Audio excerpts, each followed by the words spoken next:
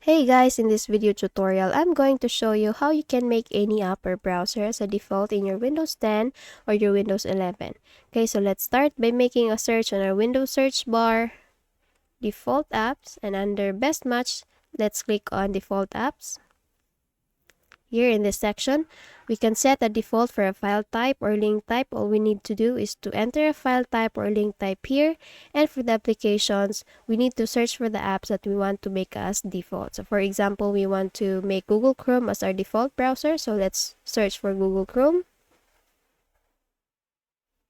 Click on Google Chrome and make Google Chrome as your default browser by making a click here on this button, Set Default.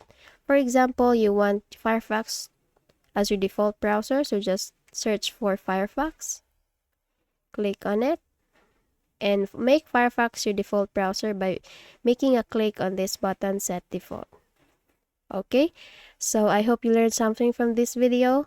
If you did, please don't forget to hit the like button and subscribe to our channel. Thank you for watching this video and see you on the next one. Bye bye.